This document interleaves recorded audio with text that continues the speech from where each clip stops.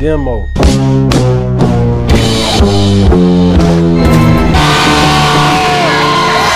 The king in the north!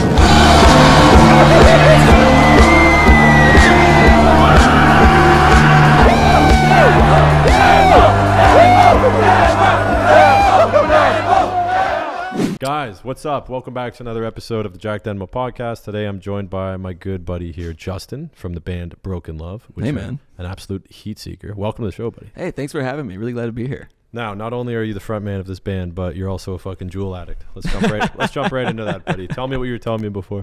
Well, I was just saying that we were on tour for 3 months in the States, of course. Yeah. And I didn't know that they stopped selling 5% pods here. So I came back.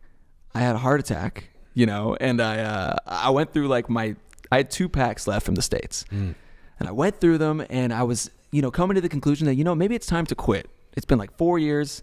I should probably knock the shit off. We don't know if it's going to cause severe disease in 10 years or something like that. Allegedly, yeah? We don't know. I don't know. Doctors are still, rumors are circulating. Yeah, and we see crazy pictures of people with fucked up lungs and shit. Did they put those on the Juul packs too? No. They just say warning, this product contains nicotine. Oh, yeah, big Juul's no. We don't want that. Well, that's what's going on here now, right? So I figured it out. I was and I'm sure everybody else is probably clued into this now. It's dude, well, the Canadian government's trying to get us off Juul because they don't make money from it. Oh, is that what it is? Well, it would make sense, right? Isn't Juul privatized? Or maybe now Marlboro, I think, owns half of it. Whoa. I'm a real Juul guy. So they got a fucking payday out of this. Yeah, and they want everybody to just start smoking cigarettes again because, dude, I mean, the taxes on that shit, it's insane. Holy shit. A pack of bogeys here is if you fucking $20. It's $20, yeah. If you want a pack of Belmonts or some shit. But in the States, you can get a pack of fucking Pall Malls for $6. Dude, a fucking can of fucking chew here is I don't know, $12, but you can get a ice cream tub of 5 times as much for half that price. Yeah, for real. I mean, dude, the chew fucks me up though. Yeah, chew's fucking. You ever see those? You ever go to a cottage and you see those watercolor paintings of trees and shit? Yeah, I could pretend like I do. Okay, well that's for the sake of that's this. what chew's like. Yeah, best way I could describe it. I mean, Everything kind of watercolory. I've done it maybe 3 times years ago. It was again when I was trying to quit smoking cigarettes. And so you go to fucking chew. Well, I went to chew because everybody thinks it's easy and you're well, I need something, I need some sort of ice. So I was living in LA at the time and I bought some chew and I didn't know how to pack it properly, so I swallowed it by accident. Dude. I just fucking yacked all night, dude. I turned green. I thought I was gonna die. Never again. Ooh, never again. Dude. Yeah. Holy shit. No good. So then you went to Juuls. Yeah, well then naturally, the natural progression of, trying to get off of darts, as we say up here. Yeah, darties. Yeah, I went to Juul. Well, actually, before I was using the Juul, I was using like the Spire shit and all these other companies. There was this. So I think it's called the Sonar Air or something. Man, they got that name unlocked though. When I think of whatever a fucking vape is, I think Juul. Juul. It's like a Kleenex. Yeah. Like a napkin. I guess they're marketing geniuses. Bro. And it looks sleek. It's a fucking cool USB. It's a little fucking spaceship intercom kind of thing. It looks cool. And it's also accessible. That's the thing. When I was on tour a couple of years ago, I remember the vape I had at the time, you needed to get the cartridges. You needed to get the juice separate. You needed to get the coils and shit. And it's then we were a in the middle. multi-piece thing. Yeah, it's a step-by-step process. You got to also go to a place that has that shit. So we were in the Midwest or something, maybe in Omaha or whatever. And there's butt-fuck Montana, eh? Butt-fuck nowhere, and it was the vape desert. So all you can get is bogeys. And I was well, I'm not smoking these again. So I said, fuck it, I'm just gonna get a Juul because every gas station has pods. Oh, so they got the gas stations. That's what it is, yeah. man. It's those gas stations. Yeah. And I'm not sponsored by Juul or anything, so I don't think Juul's even allowed to sponsor people, bro. You don't think so? Hey, buy our death sticks. Yeah, probably, and it'd probably get in trouble because all the kids were doing using it because of the flavors or whatever. Dude, that's what they claim. That's actually worse than cigarettes, eh? Because there's got that candy aspect to it. I knew a lot of kids from my I have 4 siblings who are younger than me, and they were still in high school at the time when I guess started switching to vapes. Yeah. And a lot of their friends would just they saw me. I'm the bad influence. Oh, and, And they were all vaping, having never smoked a cigarette in their life. Ooh. So they kind of skipped that stage. Yeah, and that's a weird progression to get addicted to nicotine the other way around. This is meant to help you quit, right? It's why are you're picking up this before you're smoking cigarettes. It's like the other way around. You're going to now start vaping and then start smoking cigarettes. That but it's supposed to be the other way around. Could be better than starting out with darts altogether, though. Probably. I guess, right? And then maybe it's like, you know, everybody else is doing it and you could do it in class and shit. You know? That's fucking nuts. I mean, I guess I never, like, I wasn't in school. Dude, when I was in high school, weed was still you know? illegal, bro. Yes, me too. Yeah. Fuck, man. You know, it's funny. Like, I quit smoking weed, like, right when it became legal, you know? Oh, that's But, funny. like, it's kind of not that fun anymore. Like, if it's if it's legal. You know what's fucked? Oh, actually, you know, that's something too. Me and my buddies used to love sneaking out to smoke weed. Yeah. It was like an adventure. We'd go to like, you've been to Hamilton, eh? Yeah, yeah. All these waterfalls everywhere. Yeah. You gotta like hike down the side of the escarpment and shit to get there. So police are not gonna climb down. Right. So a bunch of kids So are you having think, you know? Well, allegedly. A bunch of fucking kids having a bonfire hitting pails. You know what pails are? So you get like something like this, 2-liter Coke bottle. You cut it in half, so you just have the bottom half. Yeah. Fill it with water, and then you get a plastic water bottle. You burn holes in the bottom of it. Put a socket wrench on the top for the cush. Oh, holy shit. Burn it as you fucking raise it, and then you... There's another name for that. There's like a bunch of names for that kind of gravity bong. Waterfall? That's like a waterfall gravity bong. Yeah. That kind of thing. So you use a fucking socket wrench. You wouldn't even buy like a little shitty like metal bill piece or something. No, we couldn't even get a bowl because like they wouldn't sell them to people that were like 16. True. I mean, if you found a shady convenience store. Yeah, I guess those like are always hard to find. I guess everybody in my neighborhood was always down to just sell the kids. Also, we had to be able to throw it out in a pieces. pinch, right? So nobody wanted to Right. spend $5 and then toss their bowl. Yeah, yeah. Because we would come home just fucking reek, dude. Bowls smelled so bad. Absolutely. I mean, we used to come up with all these like really I guess like crazy methods of concealing the smell. Like you get elaborate. like a fucking Axe body deodorant or something, and then like you underneath the unscrew stick. it. Yeah, take the stick out and then put it in there, and then put the deodorant back on, and maybe stuff it with like dryer sheets or something like that. Oh, did you ever make a sploof? Remember that? Oh yeah, fuck yeah. Fucking toilet Dude, paper sploof roll was with life, dude. Sploof was life. Sploof was life, man. The like sploof and then the fucking... Oh yeah, the because inside the the thing room, is when you yeah. blow through the toilet paper roll, it doesn't like go straight. Like the fucking smoke just like disperses. You're like, oh man, and it still kind of smells like weed.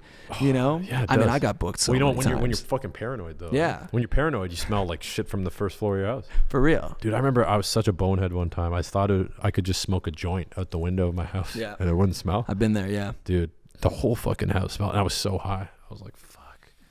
It was stupid, dude. I mean, I had times where we'd have like a family dinner or something like that, and I used to smoke out my bathroom window, and I was always convinced it didn't smell, you know. And then one time, it was like I got a little like advantageous, like you know, cocky, yeah, eh? I got a little cocky at You had this the shower particular running or dinner. something? Yeah, dude, you have to have the shower running. Towel under the door. Oh, yeah. You know, ceiling Yeah. fan on, like Gotta the whole seal the vibe.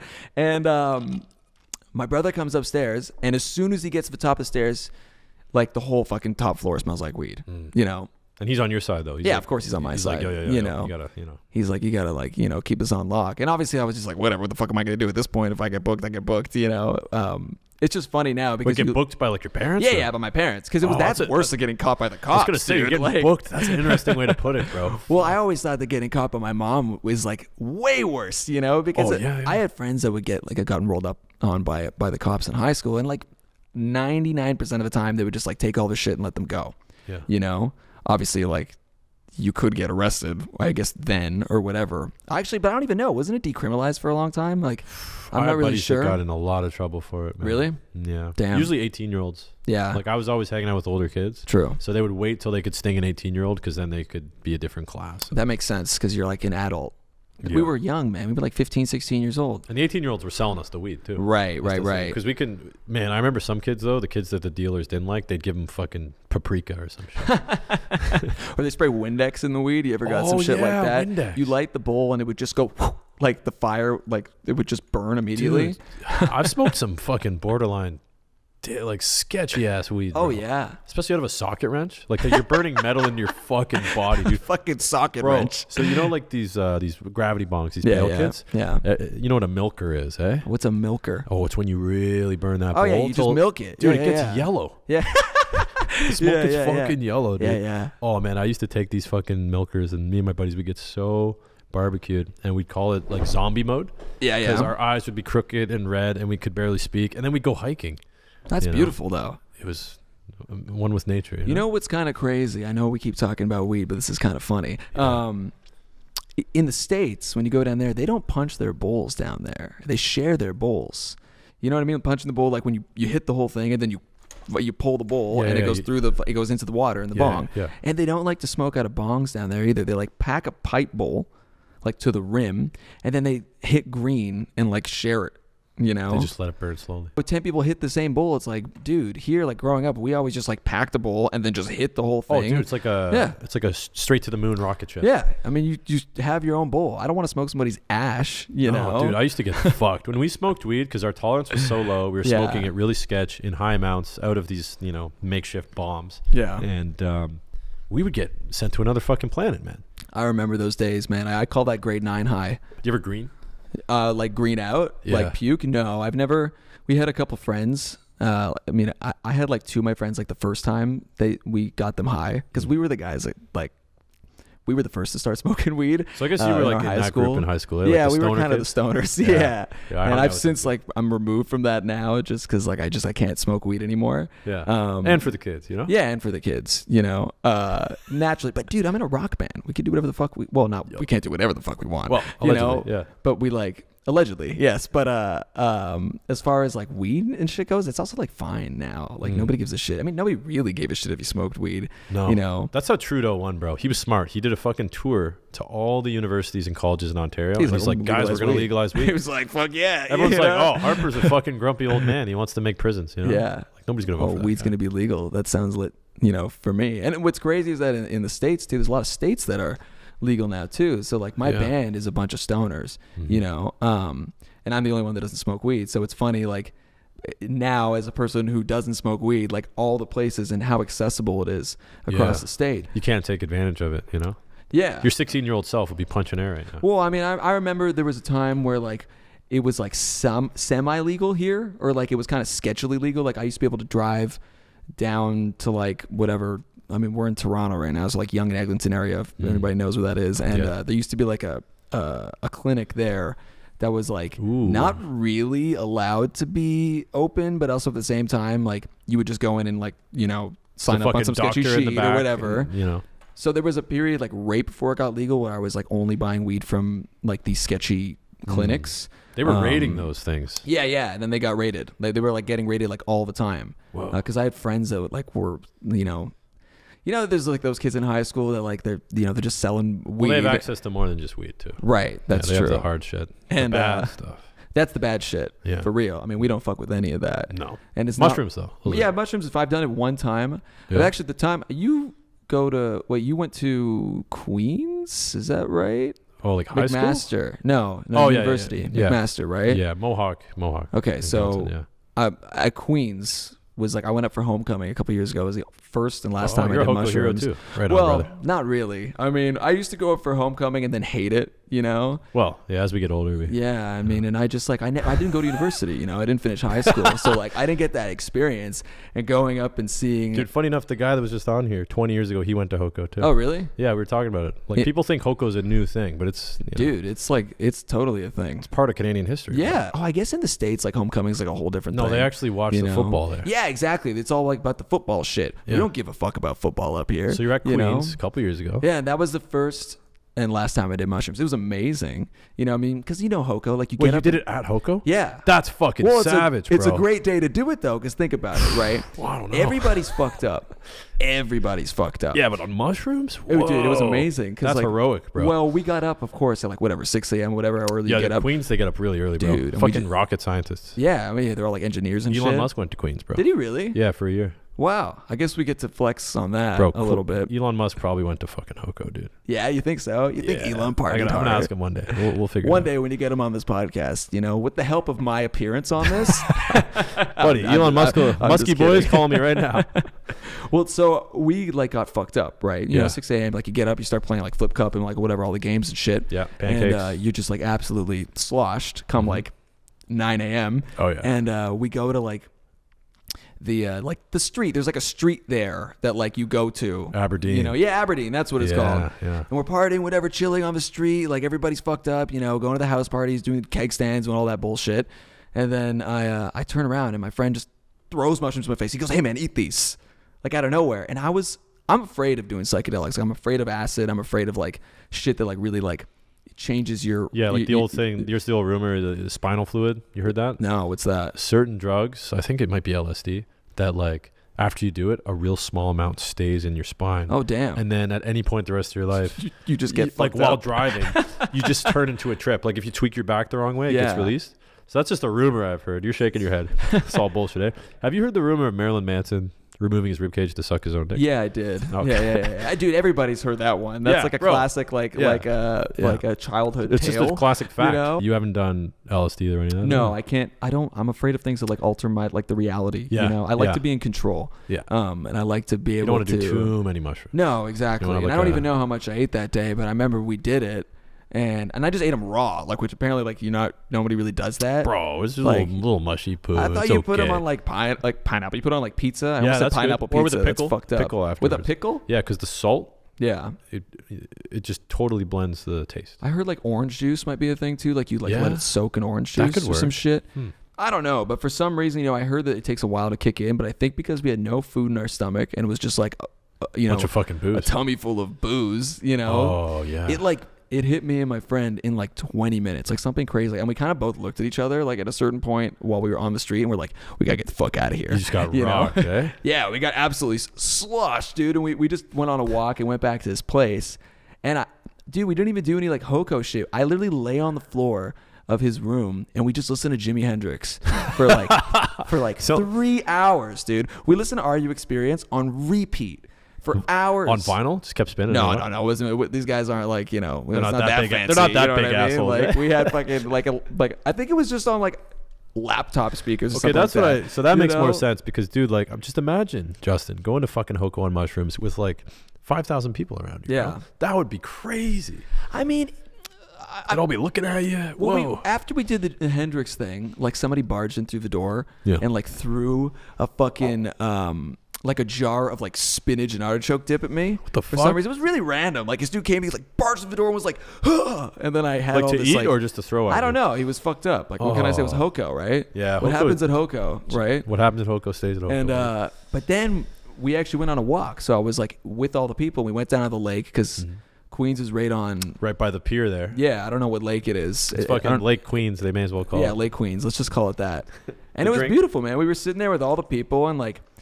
I called my friend and let him know. I was like, dude, I'm like tripping on mushrooms right now, and it's kind of amazing. And for years I'm like scared of it because I'll trip myself out before I even do it. You know, I'll start getting in my head like this is gonna be fucked up. What if I feel like I'm gonna die? What if it never ends and I have to like and I freak out and whatever. Yeah. Mushroom land. When you're high, I guess like you start thinking like, oh man, like what if this lasts forever? But before the experience, I'm like, dude, what if I have a bad trip? You know? Yeah.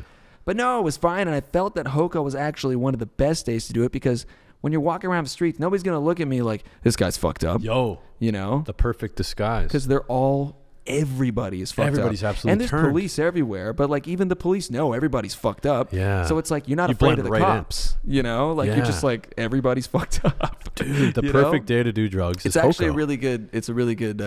If you're gonna do it, I would say that's probably a good day. Not that I advocate anybody doing drugs right now with friends when safe. Yeah. Mushrooms is fine. Like acid is fine. Dude, they're using mushrooms to help people that have like PTSD from going to war and shit. I read a whole book on microdosing. Oh yeah, that was like basically like a this woman. I don't remember her name, but she did a whole, I guess like a self experiment or something. Okay. Microdosing for like a long time to treat like I think she's bipolar, she had chronic pain and all this stuff, and just like because she read about it online and was like, you know what, fuck it, like I'm gonna just try this out myself. And she found like some sketchy dealer. I think like some like maybe she knew some like chemist or some dude that mushrooms aren't at the weed point yet where you could just get it. I wonder that must be soon though, eh? Like legal mushies. I think they're doing like actual clinical trials right now about like the microdosing stuff because I think like almost all like every time they do that shit like it works. You good know? Results. Yeah, it's always good results. Yeah, and it doesn't get you high, which is like that's what people are probably scared of. Yeah, microdosing. I've seen God on a big trip. Really? Have you spoken to God himself? Oh, dude, yeah. Is he a man, bro? So the last time I did mushrooms about 2 months ago. Man, as soon as the trip was ending, I was starting to forget everything but I had such clear insights that were so game changing. I'm like, man, I have the keys to the universe. Right. Dude, I very confidently believe that the people that are like the most successful and running this world are just on mushrooms all the time. Really? Yeah, dude. You see everything differently. It's like big picture shit. Really? Yeah. Like I know which countries are trying to take us over and all that. Like deep. But that's something like a crazy person would say too. Yeah, that's true. You know? Well, I am fucking nuts, to be fair. I mean, aren't we all? Dude, you ever did salvia? Oh, never do. That shit scared me because like we would all know kids in high school that would be like, yo, we smoked like, I don't remember how it's like, it's ranked like 20x, 30x or something like that. There's like rankings to like how powerful it could be. It's always some sketchy fucking gas station thing. You buy it from a gas station, you know, which is already like, that's your first strike right there. Yeah. And then you hear dudes like doing it, or I've actually seen a kid do it like behind my high school, and he smoked the bowl or whatever, and you have to like hold it in for like 20 seconds for it to work. And then he just fucking dropped.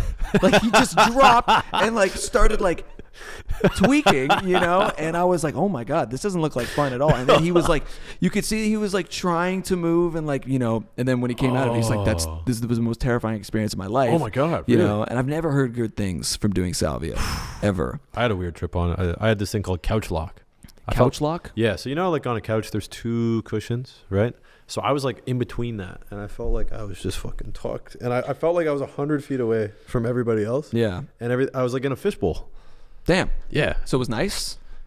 It wasn't bad. It was just weird. I felt like I was like. It only lasts like 5 minutes, right? Something like that. It felt like 45 That's minutes, what I'm saying. I always hear that. Like it's only like 5 minutes, but it lasts like 45 or something like that. I was also like 16, 17. My brain was still developing. That's when we all did all the crazy shit, though. I know. You know? No, it's funny too. Like, you know, we're going to have kids in, I don't know, 10 years or whatever. And we're going to be like, son, you know, don't go do salvia with your buddies. But yeah, they're going to listen to this podcast. Fuck. Fuck, we're going to have to edit that out. Do you ever think about that? Like, you know, how weird it's going to be? Because you probably didn't get a phone until like what, grade 11, grade 12? I guess I got my first phone. Actually, I already had one by grade 9, I think. Oh. Because everybody, I think I'm probably a couple years younger than you are. Yeah? What year? I'm a 97. I'm 24. Oh, okay. Yeah. How old are you? I'm 94. Oh, 94. So what is that? What's the math? 3 years? 3 years, yeah. So you're 27? Yeah. 27. Okay. So I'm 24. And like recently 24. So that math adds up, actually. Yeah. I could do math also? Holy shit. Multifaceted, eh? Yeah, I got like a Nokia flip phone or something. Oh, you got one of those too. Yeah. Right? Remember LGs? Remember those little shit? Was that? phones? I had a Crazer. Was that like something like? Remember the Razor? And then there was the Crazer, which is like slick or something. No. When you have to text on the keypad, you know, and like then you just put on the auto shit, so it would like almost always get it. Remember those things? Yeah, dude. We sound like a couple of fucking grandpas, bro. Isn't it crazy now though? Like to think of like the generation of kids that are growing up with like iPhones and shit and all this high tech shit. It's like we were still. You were knocking on doors and shit, eh?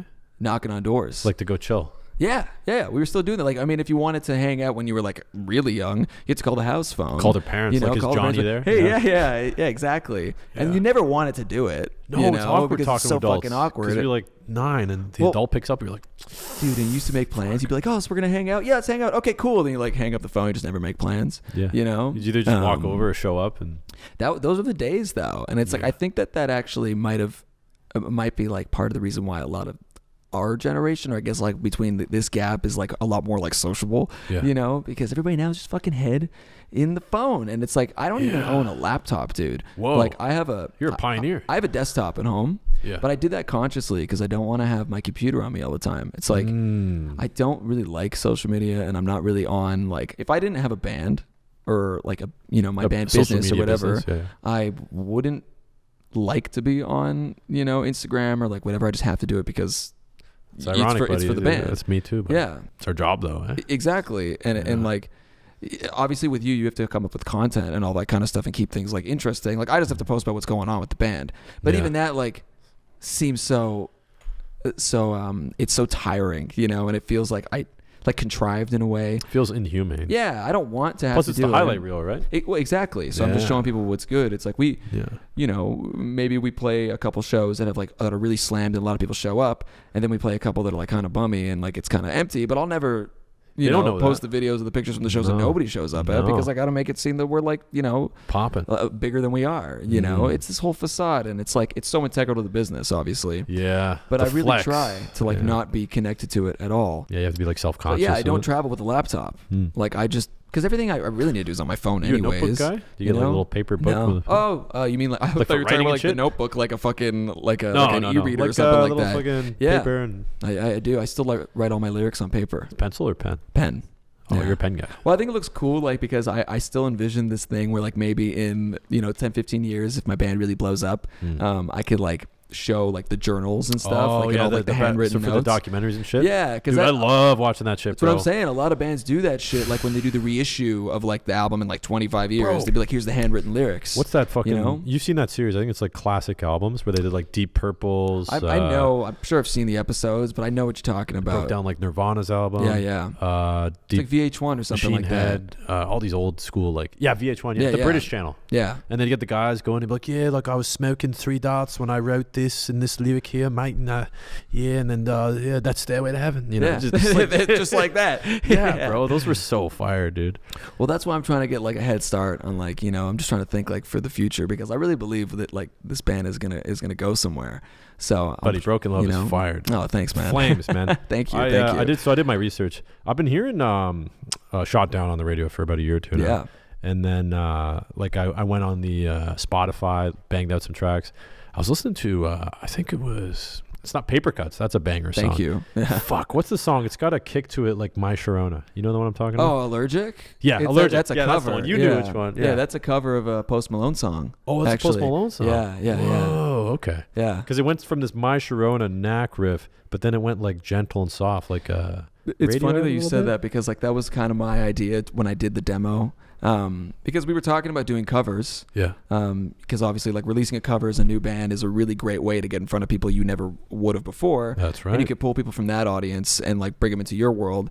So I was like fucking around, and we ended up doing a cover of Bishop Briggs' song called River that's like, doing really well for us right now. I've heard that. When I heard it, I was like, whoa, I feel like I've heard this song before. Yeah, and it's funny because a lot of people that like don't listen to like pop or like alternative, I guess you would call it now, like don't know that that's a cover. Right. So they think like we wrote the song. And, They got me.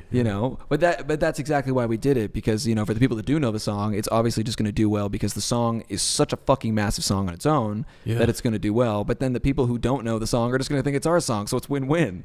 Buddy, it's a double dub there. Yeah. Well, and that's why we did the Post Malone tune, because before I decided on doing River, originally I was like, okay, I'm going to cover this Post Malone song, because is Allergic a big song by Post Malone? Not really. It's kind of a deep cut on Hollywood's Bleeding, and like, but that record was really popping at the time when I actually decided to do the cover. It must have been like a year and a half ago that I actually decided to do it, and then because of COVID, like everything got pushed back, so I couldn't like record it at all or like whatever. Right.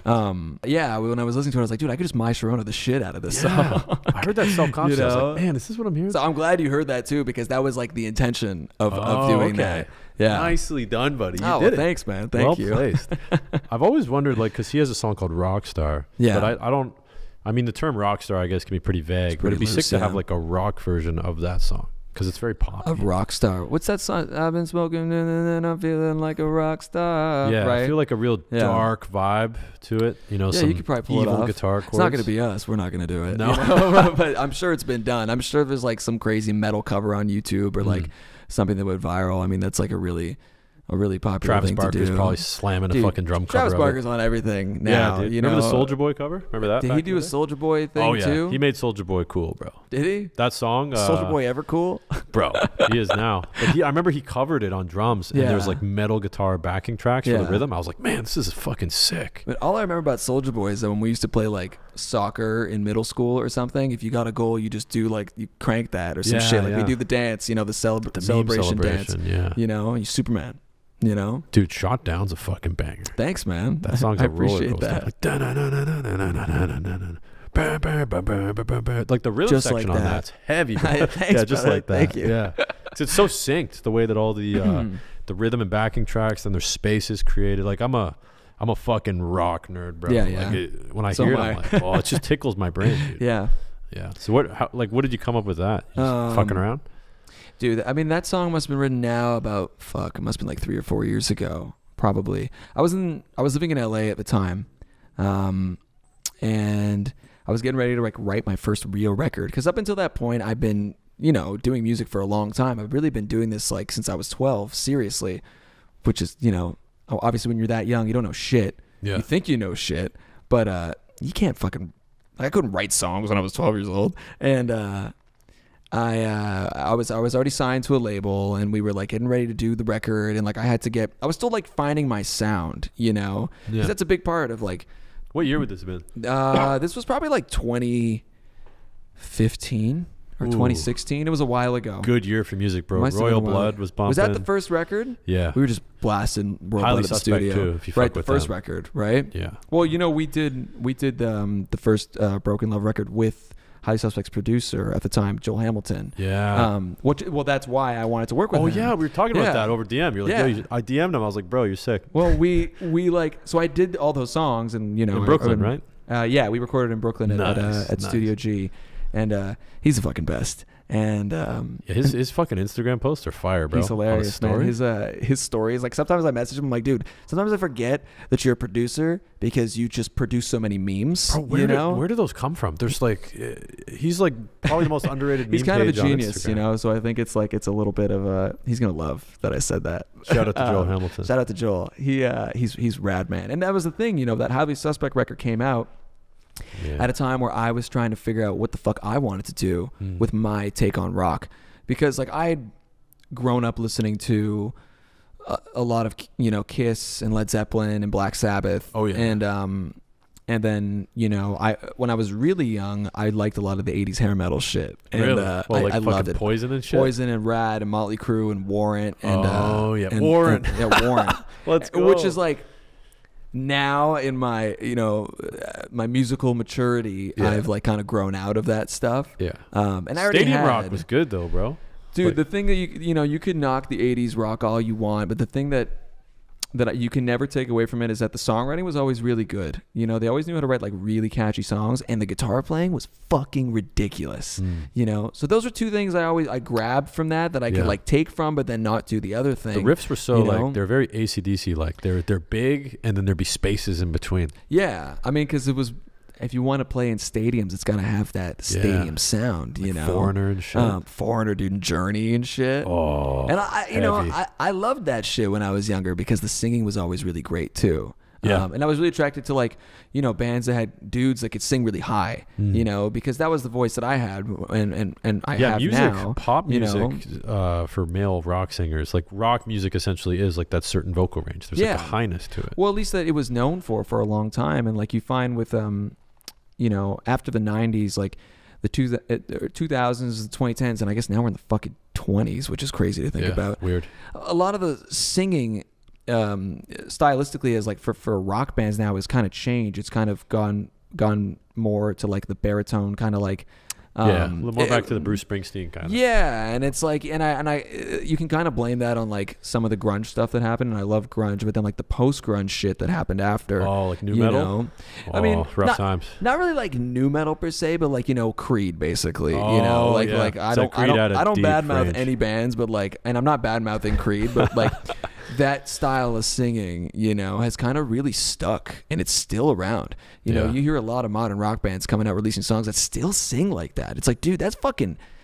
First of all, nobody sounds like that. No, you know, that's not a real voice. You're putting that on, and it's just, it's not what I love out of rock singers. I'm like that too, man. Sometimes I wish my voice was higher because I'm like more in the bass range. And but that's cool. hard for, you know. I think that's cool too because, like, you know, you get guys like who's a great rock singer but doesn't like sing high, like Mark Lanigan, you know who that is? Oh yeah, Screaming Queens Trees. of Stone Age. Yeah, and Queens of the Stone Age. Dude, yeah, he's like, fucking sick. His voice is not high at all, but he has a fucking bitchin' him voice. And Josh Homme together, you know? On Songs for the Deaf. Yeah, it's a pretty vicious record. In the Fade. You ever heard that song? No, what's that? Oh, it's a song by them, In the Fade. It's from the first album. It's from Rated R. It's from that album. Yeah. A Song for the Dead. Yeah. With Mark Lanigan on the fucking. Oh my god, was sick, dude. It's late enough to go riding. Yeah. Dude, it's so good. Oh, nasty, dude. He sounded like, not only was his voice deep, but it sounded like he had like 4 holes in his throat. Yeah, like he's gargling. Yeah. So it's the Joe Cocker thing. Yeah, the rasp. You know? It's like, that's another guy. Like Joe Cocker's another dude. Didn't really have a big range, but what he could do with it was fucking awesome. Joe Cocker was unbelievable. It's the gargle, man. You get that gargle, you know? With little help from my friends, man. Yeah, it's beautiful. Fuck, what a banger. But what I'm saying is, like, you don't have to have a high range to, like, you know, really impress people. Sure, you know what it is? It's a party trick. So it's like, you know, on my records, you know. Well, it feels more marketable, though, no? Yeah, I feel like there's more of a market for that. Well, it's a flex, you know what I mean? So it's like, I feel like when you can do it, it's like really impressive. Yeah, and that's true. why when everybody talks about like the greatest rock singers of all time, who do you always think of? Robert Plant, Freddie Mercury, Steven Tyler. Steven Tyler's unbelievable, like those guys, because the guys with the Chris Cornell, you know, like incredible fucking vocal ranges. Yeah. You know, so I get why there's like the allure and like the why people are attracted to that kind of shit. But at the same time, it's like, it's not really about, you know, how high or how low you could sing. It's like, what can you do with it? Can you convey emotion? Like, can you sing with conviction? You know, that's all that fucking matters. Yeah. At the end of the day, it's like, I love Neil Young. He's definitely not the greatest singer in the world. Shout out to Neil. But when he fucking sings, he's telling you those stories. You believe, like Gord Downey, you know, tragically hit. Don't like Gord Downey's voice. That's okay. But I know what you mean. You know what? But so many people do, and so many people love the stories that he would tell, because true. I just believe in him when he's singing. I was like, damn, like this is real. You know, you could feel it. You know, Kurt Cobain was like that. Yeah, he was like that too. But it's also, it's like, what I'm trying to say is like, don't sing at me. You know what I mean? Sing through you. I don't want somebody to like forcibly shove it down my throat. Like, ooh, I could riff, I could shred, I could do blah blah blah blah blah. Yeah, sing for me. Right. You know, make the sing song for that me. fits your voice. Make it nice. You know. I guess in my head, because you know, like I've talked to you about it, because I write music. And I used to be in a band and stuff. When I like write songs, I usually write them with a different voice in mind, like a higher range, just because that's what I grew up listening to, and that's what I like really liked. But my voice is a lot different. It's more on like the Johnny Cash end. So it does work for certain songs, but like my idea of rock is still like, you know, closer to your vocal range, right? But you know, everybody is different, and like you said, like Lanigan's a good example. It's a great fucking example. Making it work for different tunes. Yeah, because I mean, you know, and that's an interesting thing that you're bringing up there. I mean, I can hear in your speaking voice that you're like more of a bass baritone kind of dude. When I get excited, it gets high though. Yeah, I don't. I mean, I'm kind of. I've been singing all day, so I'm a little bit. You know, it's dropping a little bit. Yeah, expanding, if you will. Yeah, you're stretching it out, but. You know, a thing for a lot of singers is like, you know, once you get comfortable with your own voice and you like realize that that's how you sound, you can start making a lot more leeway. Oh, yeah. You know, because like even for myself, man, like I know that like a lot of people would say, oh yeah, like I could sing high, whatever my range, or whatever is what people are always talking about, and like I've trained for a long time, so it's like it's not something that just happened. But that's beside the point. What I'm trying to say is like even I, dude, like when I hear my voice, like I don't like it a lot of the times. That's such a reassuring thing for a lot of people to hear. But everybody has like insecurities, and it's like, you know, everybody was I mean, maybe not everybody, maybe some people are just super like, you know, confident and sure of that or of themselves all the time. But dude, like I always hear my favorite singers and I go, fuck man, why can't I sing like I'm always listening to Chris Cornell's voice and being like, how can he sing that high with that much bravado and that much like thickness to his voice? How could he go so high and have so much like girth to it? Because the higher I go, the thinner it gets. You know, the more I start sounding like a fucking chipmunk. Dude, have you heard you ever fuck with Audio Slave at all? Of course, dude. Bro. One of my fucking favorite bands. What's that one song he did where he breaks his fucking, he like goes, "Well, then a mano from my creator. Oh, you gave me, show me how to live." Yeah, and then he like he goes, "Gave me," and he hits that fucking note. Dude, I mean, he's a freak of nature. Dude, I feel like his voice would pierce glass, bro, like a bullet. Just it's guys fucking, and at the end he goes, yeah, he hits his throat at the end. I remember that tripped me out, and I was like, how the fuck is Sounds he like doing some Egyptian that? shit, you know? bro. And he does it live too. Like I never got to see Audio Slave live. I saw Soundgarden one time, and then I saw Chris solo at Massey Hall here. Nice, good just venue. like acoustic. Oh, you know, that was fucking insane, dude. To see that dude strip back, because you know a lot of people sound good in context. You know, like with all the instruments. Yeah, with all the shit and the ripping guitars and like, you know, and in that context it sounds great, but you know, the true sign of like a great singer is like, can you just pass the acoustic? Yeah, can you be on an acoustic guitar? Can you play with a piano? Can you sound great? And let me tell you, that was the best I've ever heard him sing in my entire life, because you can't hide behind that. What did he sing? You know, he did like some of the Temple of the Dog stuff. So he did like Hunger Strike. He did Say Hello to Heaven. He did a few Soundgarden songs. Like I'm pretty sure he did like Fell on Black Days, Black Hole Sun, obviously. Yeah, Rusty Cage would be sick. He might have done like the Johnny Cash version of it or something. And then he did some of his solo tunes. Like he has this one song called When I'm Down, which is off his first record, Euphoria Morning. That's like him, and it's like a jazz piano piece and him just ripping on top of it. And it's amazing because you get to see like the soulful side of Neil his Young voice. did a beautiful version of Powderfinger at Massey Hall. Actually, well, I think it's or Needle and the Damage Done, bro. Right. That song's a bang. Yeah, that's a fucking banger, have you seen, dude. Vinyl? Remember that show on no, HBO? you know, it didn't get canceled like really quick. Dude, it was such a fucking good show, man. They got to bring that back, dude. They canceled it, but I remember the soundtrack being really dope. yeah, it had Royal Blood in there. Yeah, it had what was that song? Where Are You Now was the track. I was ripping that yesterday in the gym. It's a fucking banger when it drops into that riff. Rock music for working out. Yeah, it goes, and then by the end of it, it goes into the chord progression, kind of turns into like a little epic thing. And yeah, with the mood toms changes. and shit, you know. Dude, Chris Cornell had a song on that soundtrack. Yeah, it was like "Stay With Me, Baby" or something. It was a cover. That song's fucking nuts. Oh man, I mean, it just shows you how fucking great of a singer he was. You know, and he's my favorite dude. Yeah, bro. I'm taking off my jacket. It's fucking Chris hot. Cornell. Yeah. Don't worry, you look cool for the first half, buddy. Yeah, it's okay. I mean, I wore a cool shirt because I knew I was going to do it this morning. And I just rolled out of bed and like took a shower, but I still left my glasses on. Buddy, the glasses, you know, that basically means I don't smoke weed anymore. You know? It's a studious look. You know, I'm going for like smart rock guy. You know, I wasn't just shredding the fucking axe, guys. All right, I was reading theory and shit. No theory. No theory, dude. I don't know any. If you're talking like music theory, I don't know anything about nobody that. knows I don't know nothing. Dude, I heard something. This is gonna blow your mind if you don't know it already. Sure. So up until the 80s, everybody still used sheet music apparently for like guitar, everything. Do you play guitar, Dean? No? Okay.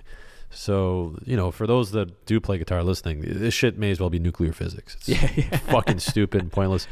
And then Eddie Van Halen came on the scene. Yeah. And everybody was just like, what the fuck is this guy doing? Because up until he came out, everybody could be like, oh, like the blues scale, the pentatonic scale. Yeah. They kind of figured out. Van Halen came out and they're like, man, this shit's fucking bananas.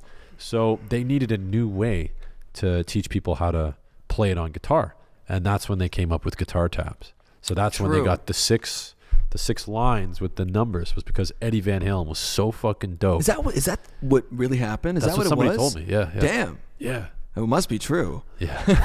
If they told me, it must be true. You would always hear stories of like, you know, back in like the Zeppelin days before Page ended up putting Zeppelin together, like he was a session guitar player. Yeah. And like a really prolific session player. He was on fucking everything. Oh yeah. You know? But he would always say, like, he would show up to these sessions and they'd all be reading sheet music, and he doesn't know how to sight read. So he doesn't know how to do anything? But he would just, his ear was so good that these, like, you know, those days it was like when you're hired for the session, you show up at like whatever 2 p.m. Yeah. Because that's rock and roll time. Yeah. And you're Is that you're still done rock and roll recording. time? Yeah. 2 p.m. is absolutely It's like when the day starts. Fuck yeah, 50 years later. 100%. There's no reason for rock and roll before 2 p.m. No. There's just, we're still getting home. Yeah. You know what I mean? Like, yo, that's so you can't true. rock before 2. Would you ever play a fucking rock concert at HOCO, buddy?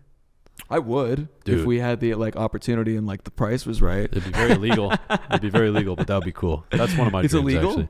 Well, it's an illegal street party, allegedly, unsanctioned. But aren't there always public property? I'm pretty sure like Drake or some shit have played like or something, or The Weeknd has played at like something. Like a football stadium, maybe. Yeah, but I mean like on the HOCO's street, bro. Oh, in the street. Yeah. Like you set up like the stage in the street. Yeah. Damn. That would be cool. That's some like vigilante shit. Not vigilante. That's not the right word. Is that a vigilante thing? No. Right. Let's to edit assemble, that out. You know? I don't want to sound like I'm wearing the glasses, you know. So I'm trying to be smart today. That's a. No, I can't find the words. So you're back playing normal shows now, eh? Like shit's finally fucking. I mean, kind of. There's like walk me through. I that. got some news yesterday that I can't actually say right now. Allegedly. Okay. Fuck. But I'm sure by the time this comes out, everybody will know. Okay. Yeah, probably like a week. But yeah, we were playing shows in the States. Yeah. What was that like? Fucking insane. Nice. Well, like think about it. Like everybody's been locked inside for. By the time we went on the road, which was a couple months ago, at least a year and a bit, bro. At least a year and a half for us, and I was still in disbelief that the tour was actually going to happen, because as the dates came like closer and closer, I was like more prepared for it to get canceled. You're getting nervous, eh? And then like a week before, I was like, I guess this is happening. Yeah. And when I crossed the border to get to the States, it was almost as if COVID didn't exist anymore. Yeah. Like I crossed the border and I was like, holy shit. You could do things again, like I don't have to wear a mask everywhere. Bro, like that was kind of crazy, bro. They understand what's up. Well, they just let everybody do their thing if they wanted to do it, which is like, I guess like I'm not trying to get political, but I guess like let me just say this: when I was there for 3 months and I came back to Canada, and we're still talking about stage 2, stage 3, all this and that. I was like, really, man? Like I just lived as like a free man. Imagine having freedom. Right? Like I just lived as a thing. free man for a little bit. And I'm talking like we did everything we would normally do on a tour. Like packed rooms, hanging out, going out after shows, like doing shit we always would. Just hitting a random bar, walking in. Yeah, and just like being able to do anything at any time, whatever I wanted. Like because, you don't have to like. So it was like before. Yeah, you don't have to scan or do any of that weird shit. No, I mean they towards the end of the tour. Well, I mean, like New York, right? New York. You had the vaccine thing, and I mean we all have our shots, so we don't give a fuck. Like it's fine for us. But like we ran into a couple shows where we had to do like the passport thing, and it ended up resulting in like really low attendance to those shows. Shocker. Well, I mean, also in particular because of where we were playing, but I'm not, you know. Well, yeah, New York is, you know. New York was fine, you know, but the other states, there were some that it wasn't, if you're in like Boise, Idaho or some shit, then too I can't go too much into that. Right. But a couple of legends in there. But so well, I guess, you know, without being I guess saying what you are doing, do you have confidence that Canada is going to go to the way of the States soon? After winter? We'll see. I don't know, man. You never know. Like they are saying like by the time like March rolls around, it's going to be fine, but you don't know that here. So going on tour must be fun, eh? Going on tour is a fuck ton of fun. And that's why I'm like so like riled up when I came home, because I was like, man, because we have this tour coming up in Canada and we're still not sure if it's going to happen. Right. And it's like 2 weeks out, like 2.5 weeks out or something. We could be doing the tour or we might not be doing it at all. Fuck. It's like that sucks to come back to that and have to like still be having those conversations.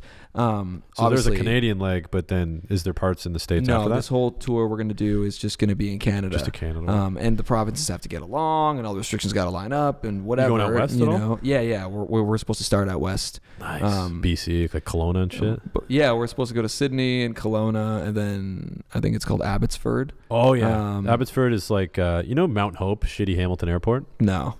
Oh, okay. I don't really go out to Hamilton. I've been there like a handful of times. It's like if you want to fly out west like on a budget, then it's Mount Hope, but it always lands in Abbotsford. Oh, true. Abbotsford's 45 from Vancouver. Yeah. Well, I'm hoping the tour happens, is all I got to say. We don't actually know right now, just because shit is still kind of, you know, crazy over here. Yeah. And genuinely, like, I don't know what to say about it. It's like, whatever's out of my control. It's just that it looks like what's going to be happening for a while is Canadian bands are just going to be touring in the States. Now, that being said, we had to cancel a bunch of shows because people got COVID on the tour. Oh, you know, shit. so we had to cancel a lot of shows, or should I say postpone? You know, we ended up moving them to like a later date. So we did all the shows. We were the only band that didn't get COVID on the tour, which was crazy. Count your blessings, right? I mean, I guess we were lucky. I mean, everybody was okay. They got COVID. It just like, you know, I didn't want to roll the dice. Basically, nobody wants to like deal with it and then see what happens. Dude, there's a sick band from Ontario. I think like you guys are the two like firest fucking bands right now. Who? Well, let me see if you can guess. Sick band from Ontario. Hold on, I'm gonna hit my Juul and I'm gonna ponder this Absolute fire band, dude. Like, when I listen to their songs while driving, it feels like somebody's kicking me through the fucking chest. Is it it's Cleopatra, isn't it? Yeah. How did you fucking know? Well, we've talked about them before. Oh, true. And, okay. I was gonna say. Well, we've toured with those guys. Yeah. We did one tour with them. Our first tour ever we did with those dudes. They're fucking great guys, man. Dude. They kick total ass. Bro, Family Van fucking jumpstarts my heart every time it comes on. Bro. Oh, absolutely man. slaps. I had a buddy in the car and I'm like, dude, you gotta check out this band. They're from fucking Coburg. He's like, Coburg? What the fuck's that dump? I put it on and he's like, bro, I haven't felt a kick drum like that in fucking years, bro. Dude, I gotta say, like, when I first saw them live a couple years ago, that was like, it was inspiring. I mean, like, because I had never seen like that kind of energy, that youthful energy, you know, in rock in a while. Yeah. You know, because we kind of tour with a lot of older bands, and we're playing to some older fans, or the fan bases are older because these bands have been around for like 15, 20 years. And it's like becoming more and more rare to see like young bands killing it, and then having like actual like kids show up and fucking mosh, you know? Oh, and mosh that pits, was like bro. the moment when I saw them live years ago. Like I think it was Actually, I don't really remember the venue, but I think they rented out a place, and it was like them and another band called Ready the Prince, and another band at the time was called Dubé, but now they're called Zig Mentality. 3 great bands, and dude, that was like, that actually like lit a fire inside of me that gave me hope for rock and roll's future. I was like, dude, there's kids showing up and going fucking bananas right now. Because I've yet to really see that at shows that we play, just because of the audiences we've been put in front of. Right. You know, I think they're just doing such a fucking great job, and like they're like heroes, man. It's like from this neck of the woods, it's like to see a band like that. It's like dudes like, well, they play actual rock. They play fucking. They play rock. The drum rolls are going fucking bananas, man. And Luke's the riffs are heavy. Luke and dude, they're geniuses. Like it's like, I mean, I love those guys. Dude, they're also such great dudes. People like moshing too, though, because like at HOCO, man, there's a huge mosh pit. It was like, you know, hip hop. Yeah. But like, dude, there was a crowd of like 1,000 people moshing in the middle of a fucking street. So like, people miss moshing. They just need some rock to mosh to. Well, that's what we're trying to kind of do. You know, I mean, like, what's really cool for us is that because we're still kind of up and coming and new, we do have people that come to the shows just to see us, and it's always young people, which is like nice to see that like we're still attracting the people that are like our age, that we feel are like that is the audience I'm imagining in my target mind. Audience, right? Yeah, the target audience, exactly. I just think, you know, rock needs a breath of fresh air. Yeah, you know, because it's good that people are still making it, because it's the most immersive experience for going to a concert. Like, it's the best live. If you go to a rap concert, you have a DJ, and then you have a guy. It's all tracks. You know, it's all tracks. Right. You know, and like, listen, there's something to be said about that, because like we've played with a lot of bands that play with a lot of tracks. Yeah. You know, and it's not a knock on any of those guys, because, so, you know, the problem with like modern music and the way the production quality is like amped up, there's so many more things you could do now that you couldn't do back then. So, you know, you can get crazy in the studio and add like 7 layers of this, or add like a percussion thing, and then like a synth thing, and then maybe in the chorus you want like a crazy sub bass that's played on a keyboard. Yeah, you could. A lot of bands do that, or they put like trap hi-hats over the real drums, and it's like, now you've put that down on your record, so it's, if you don't do that live, it's going to feel empty. Right. And you can't hire, especially if you're not like a massive band like Foo Fighters level, you don't have the budget to hire like 10 fucking people to be on your stage. True. And be in your tour bus and be in your tour package, you know. It makes sense to use the tracks. Now, we don't use any tracks. We're like all about doing it whatever real and raw, you know, because if we can't play it on record, we're not going to play it live. Right. You know, because that's what I think rock is supposed to be. You know, that's what we all love about like all that classic shit and the shit that still moves people to this day. You know, people still talk about Led Zeppelin. Fuck, you know, I mean, they're so groovy, bro. There's so many bands, and I'm not going to name any names that are like, you know, doing things that are very Zeppelin-y. And all that shows is that Zeppelin is still relevant right now, and that type of rock is still cool. I think it's one of those things, you know? People don't know they like it till they hear it. Right. They just forget because the marketing isn't there. But anybody that's like, just, you know, I've played rock songs for my buddies, and then they go, man, this shit's good. You like rock music? I got to start listening to this, bro. Yeah.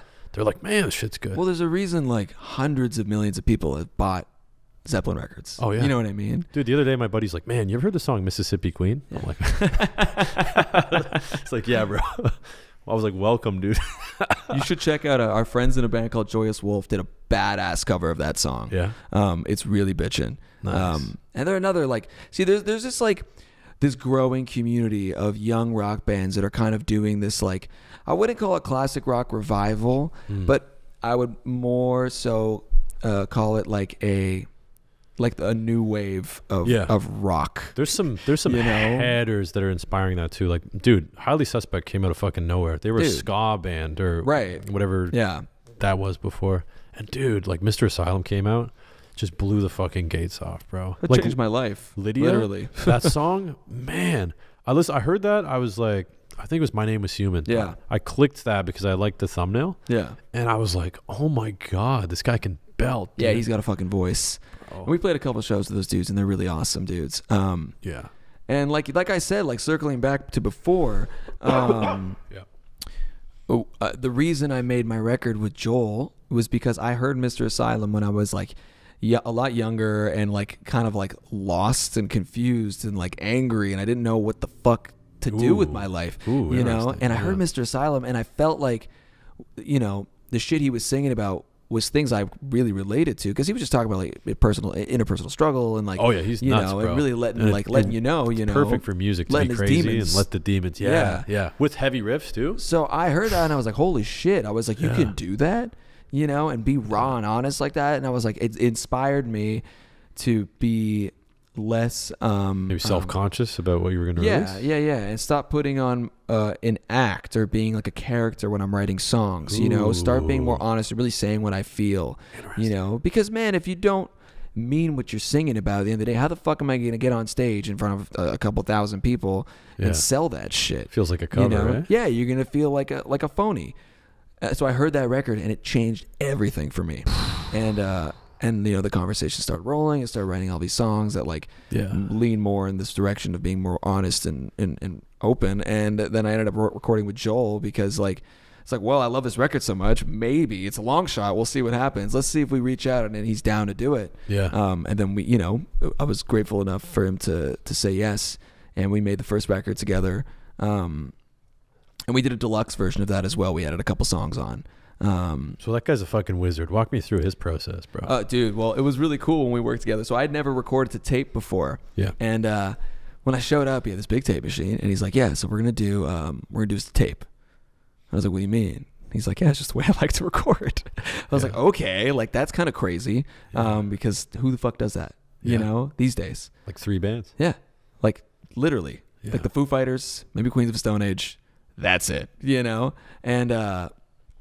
It's got that nice warm. It's warm. You get the saturation that you can't get. Now, listen, it still ends up going into the computer at some point. Taped to top, but it forced us to play really, really well. Because there's absolute commitment to the takes. So when you did it, did you do like drums, bass, guitar? We did drums, bass, guitar at the same time. Yeah. All mics separately. Yeah, and then vocals over top. And then vocals after. Nice. Well, we did bass, guitar, drums at the same time, and we did guitar like rhythm tracks as that thing at the same time, and then I would obviously you have to layer guitars, so I did overdubs after and then vocals last. Nirvana style, bro. Yeah, like the way a record gets to be made. Beautiful. And like that was cool for me because this was like playing on like all my classic rock shit and be like, oh my god, I feel like I'm making a real rock record right now. Yeah. When they did the bass and drums, did you play guitar but they just muted your mic? Yeah. So you were no. My guitar was playing. I was singing when they were doing it too. So they could hear you. Yeah. But they just took the bass and drums. That's how we always track. We always track together. Nice. Because that's where bands got to play. A little bit of bleed. No click track. Just no like click, eh? You set a tempo and you like get. You're like, okay, this is what it's supposed to be, and then after the count and you kill the click. Damn. Because a real band moves. Nobody's perfect. No. And there's something like so amazing about the movement and the push and pull that a real band has. Yeah. And it's like if you quantize John Bonham's drums, it won't have the same thing. It's like the amazing thing about John Bonham is his swing, it's his feel. Yeah. It's that is not on time, it's imperfect. And as human beings, like we don't like that shit. There's like momentum. We like things to be a little bit. We appreciate asymmetrical things, It's kind of interesting. Do you ever listen to Tame Impala? Yeah, of course. Isn't that the early records. Like Inner Speaker? Yeah, Inner Speaker and Lonerism, and then a little bit of Currents. And then after that, I just kind of stopped listening. Me too. Yeah, Lonerism was peak. Dude, Lonerism was like one of the fucking. That was like soundtrack to like high school for me. Like, man, yeah. Dude, this shit's fire. Fire. But Kevin Parker, this fucking psychopath, he records every instrument, everything, one at a time.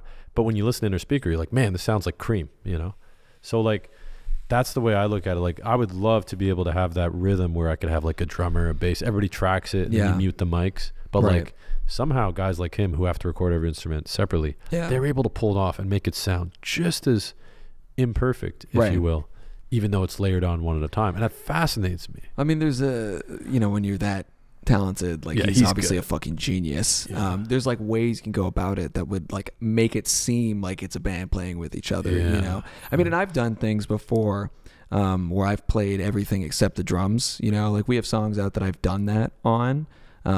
And I'm not going to say which songs. Ooh, I was going to try and guess, but okay. there's stuff that I can't really allegedly. say. Allegedly. Because I could play drums, but I'm not really. I would never. I would never try to. I'm a guitarist myself, but I feel like drums is the most fun instrument. I agree. I feel like I've always wanted to be a great drummer, and all my friends are really great drummers, and It's just the coolest fucking thing because everybody can kind of like, because you're the one moving the audience. You could like know? Into it, you know? Yeah, you could slam it, first of all, which is awesome. It's also like a great drummer makes a band great. Like there's one thing you always need in a band, and it's a really fucking good drummer. Yeah. You know? He's the Your heartbeat, guitar player bro. can kind of be like sloppy, but you can call it style, you know? You know what I mean? Like think about all the great rock and roll bands that have like a Johnny really Greenwood that just... Yeah, and like he does cool things. Yeah. You know, he's not a shredder. You know, he's not like a technical like. What's interesting about him is he's the only guy. He went to university for like advanced music or whatever. But he plays the most like. He plays like 100 different instruments though, which is crazy. And he's fantastic at what he does. But I wouldn't call him like he's no Hendrix, you know. No. But like, you know, think about a band like Nirvana, for example. Kurt Cobain, not the greatest guitar player, really good songwriter. But like Dave Grohl, killing drummer, dude. You know, who'd have thought that the greatest drummer ever would just happen to be, buddy? You know, he meets Kurt Cobain. Like you know what I mean. I actually started reading his book last night. He put out a book. Grohl's book? Yeah, I heard something like it's like fucking amazing. Cool stories. I couldn't put it down. Like I bought it like 2 days ago, and I opened it last night before I went to bed. And I was like, okay, I'm only going to read like 20 pages. And I ended up reading like 100 pages. Grohl's crazy. As if being in fucking Nirvana wasn't enough. He's like, yo, cool. Let me just start the second biggest fucking band of the 2000s. Could you imagine? Like you play drums in the biggest band of the 90s. And then you become the lead singer and guitar player of the biggest rock band of our generation. Dude, crazy. You know? He was in the 2 biggest bands. And they're both cool. Oh, and Queens of the Stone Age. And, you know. What's the fourth He played on a Nails record also. No, not that one. Played on on Nine Inch Nails. Wait, don't tell me. I know. It's coming. I know you know. You're saying what else did he play on? So he played on. Wait. With Them Crooked Vultures. Yeah. There it is. Which is also a fucking killing record. Banger record. With John Paul Jones. Dude, I mean, you know, the fucking GOAT. Bro. The GOAT. Bro. He's a fucking monster. People always seem to forget that he wrote a lot of those really fat riffs that we all, They don't remember Johnny. They don't remember Johnny Paul. But that's because he was just so good. He was a studio musician too. Yeah. Guy was a fucking hammer. He's a monster. Buddy. A monster just player. A beast.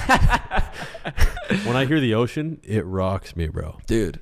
You know, he like Black Dog is like completely his song, basically. Like he wrote the whole thing. What? You know, that's like fucking sick. The riffs, that's all, dude. It's all JPJ. And when you listen to Crooked Vultures, you kind of get that. You're like, oh my god, this is like you realize, oh my god, maybe a lot of Zeppelin was actually. Spinning in Daffodils? You heard that song? Yeah, it's a fucking great song, dude. The ending though, the fucking ending where they go to the piano and it just and then it comes in with that other riff.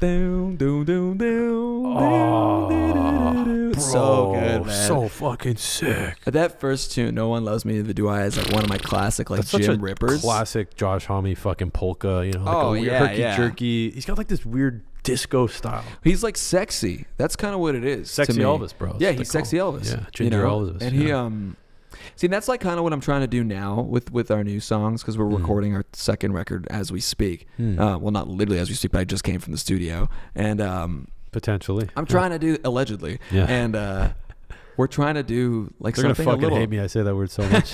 It's okay. It'll become like your thing. You know, people in the comments will be like, blah, blah, blah, allegedly, you know, like, you know, the classic YouTube comment shit. Dude, what was I going to say about Josh Homme? So he produced the Royal Blood record, actually. He did a couple songs on it. And it, parts of it. And it kind of, like we said, the polka disco style, kind of. Yeah. Like, I feel like Royal Blood's new album was kind of like that, like very dance rocky. I loved it. Is that kind of what the vibe you're going for? We are pushing a little bit. You know, so here, I'm going to tell you something funny, Let me into your brain, Justin. So when I heard their new record, as much as I was stoked about it, I got a little pissed because I had, and people aren't going to believe me when I say this, but I had written some songs that were like kind of like that record before they had put it out. So, and I just needed, and I could prove that, you know, when we put out these songs. Pull up the voice recordings. I could prove that I didn't hear their music. I'm not trying to, you know, rip off Royal Blood. Yeah. So I have actual proof. But when I heard the record, I was like, holy fuck. I was like, these guys, I mean, great record. Fucking great record. Yeah. We were literally just slamming that record at the studio. Absolute you know? bang show. But I'm listening to some of these songs. I'm going, oh my God, that's a riff that I play on this song. And that's the riff I play on this song. The same riffs, too. Like, some of them are kind of identical. Whoa. You know, and now I'm getting worried. Fuck. Because I'm like, dude, I got to put this shit out at some point. Yeah. And the last thing I need is to, you know, get another, like, fucking, you know, like Greta Van Fleet Led Zeppelin thing where people are like, oh yeah, Broken Love, true. Royal Blood. You know what I mean? Like, I don't want that to happen. Yeah. You know? And I don't think it will, because, like, I could prove that, like, we didn't, you know. But I remember the first day. So me and the producer we're working with, Anton, now. Oh, yeah. Anton the Lost. Shout Shout out to Anton. Beauty. I was on a run the next morning and the record dropped like at midnight. So I was listening to it as I was running and I literally stopped like a couple songs in. The song's called like 1,000,001 or something. And I heard the riff and I sent it to Anton. I was like, dude, you got to hear this. I think we're in trouble. Whoa. You know? Damn. And I was like, I'm just like, dude, I've never heard this shit. And like, see, that's the thing with Royal Blood that when I first heard it again, I loved it from the moment I heard it. But at the same time, I heard it and I was like, damn, I have written all these riffs before. Damn. You know, like a lot of them are very, in my bedroom. A lot of them, I'm like, man, I've played something like this. Yeah, before, like a lot of it's just like meat and potatoes riff rock. But the way that they do it, that groove, the groove is deep. His fucking lyrics and his melodies are so fucking good. The lyrics to Out of the Black, like amazing. I have a bullet with your name on it, dude. Or my melted gun. Fuck, it's so fucking good. Fucking heavy. I mean, he's got a. Might care. I got a mouth for a gun and a bullet with your name on it. Yeah, dude, come on. That's some fucking, you know, that's some 1970s smoking a dart, riding a motorcycle. Absolutely, shit. You know, like leather jacket, rock and roll. Josh Homme's got some bangers too. You know the song? He's one of my favorites. Go with the flow. Of course. I want something good to die for to make it beautiful to live. Well, see, that's the thing that I like about that kind of rock is that like I don't sing songs about like girls or like love and you know romance songs, and all that. So no day kill songs. I love that I know exactly what that means. Yeah. Yeah. But what are your songs about? How many kills you got, bro? Juuls and day kills. I don't like singing about like you know girls and love and all that kind of stuff because I find it kind of well yeah I mean that's like Zeppelin already did that so I don't do that shit. They sing about Ozark. No. Probably not. So sorry, Sam. What's some lyrics? Well, I like the reason I like their lyrics is because they're a lot more honest. They're a lot more like poetic. They're a lot more like Queens. Yeah, Queens. Because Josh writes all these like dark, twisted kind of things about like these stories that he's telling you about himself, but he spins them in all these like very like almost like it's always like existentialist it's dark and like humor. Yeah, there's a little bit of dark humor which I like. It's like a little cheeky, you know, which is always cool because if you keep it a little cheeky, you keep it like cheeky, a little light, and you don't take yourself very seriously, you can get away with doing dark shit and not having it seem corny. Like Era Vulgaris, you know? that album. That's you know what? That's probably my least favorite Queens record because sonically, it's you know, it sounds different, bro. It's a tough record. They had a to different listen lineup, to, bro. You know, yeah, but then they put out like Clockwork, and that's like the fucking. Man, that album's that's a masterpiece. Fucking beautiful. You know. Yeah, I was listening to I Appear Missing on the way over here. Oh, dude, the second half where he gets the octave pedal to shoot up the signal for the solo. I just bought one of those actually. Yeah, I'm trying to do Whammy? some of nice. I'm trying to do a little bit of that on like the new stuff. You know, I mean, obviously it's like kind of it's been done, and a lot of bands are doing it now. Man, but it sounds sick. Do it. You know, fucking Whammy. It sounds sick, and if it works, it works. Yeah. You know, and I've been doing it like it makes solos really fun. The thing is like you either run into comparisons now with like either your Jack White or your Tom Morello when you're using the Whammy. So there's no other way. Yeah, you know, Audio Slave. Yeah, like Tom Morello like kind of owns the Whammy pedal. So I guess. I mean, I'm trying to. Every fucking single song by Royal Blood technically is on an octave shifter. Yeah, I mean they do the split thing, and then like the octave, it's like the guitar bass thing, you know, which is really cool. It's funny you were saying something about you know how you wrote a song and then you realized that it was very similar to another one.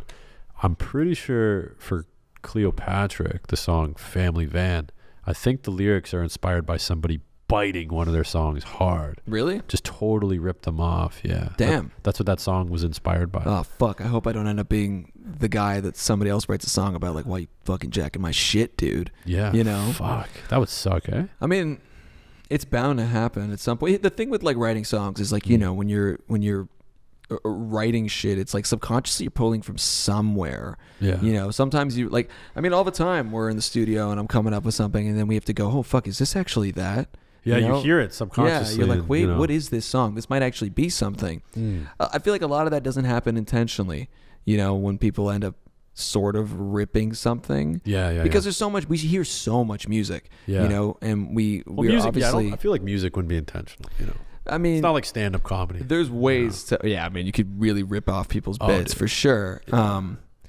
With music, it's like there's only so many chords you can play. You know, there's only so many riffs you could play. Yeah. There's only so many melodies you could sing. It's like it's bound to sound like something else at some point. You know, it's just whether or not your intention was to actually That's what's good steal. about Neil Young because he has no idea what he's doing. Fucking, there's a famous clip of Billy Joel playing like all these songs on piano. And he gets to a Neil Young song, and it's like such a simple song. He's like, dude, like, Neil Young has no idea how to fucking play piano. So he came up with this brilliant riff, but like my brain is too complicated to come up with something like that. So that's why Neil Young's such a genius, right? Well, there's something to be said about that. A lot of great music comes from people's limitations, you know, on an instrument or something like that. That's actually a really big quote, isn't it? That's heavy shit, bro. Damn, fucking holy shit. Put that in the track, bro.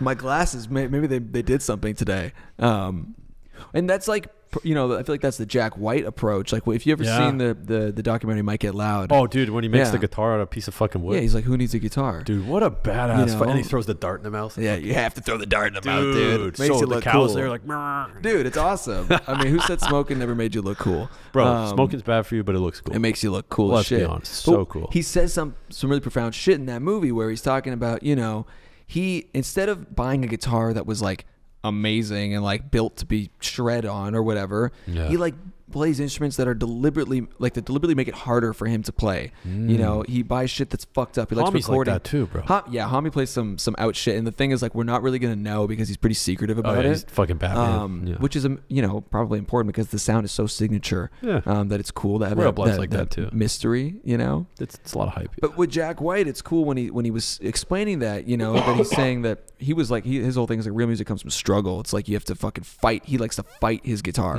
when he's playing to feel like he has to really work to get something out. And like in a way, it's a limitations, you know. It's like even putting a band together like the White Stripes. Like, who the fuck would have ever been like, you know, I'm just gonna do a guitar drum duo? That's crazy, and have it work. Marketing, bro. You know, before, because they weren't doing the bass thing. It was just a guitar and drums, and then on the later records, they actually ended up putting some bass on it.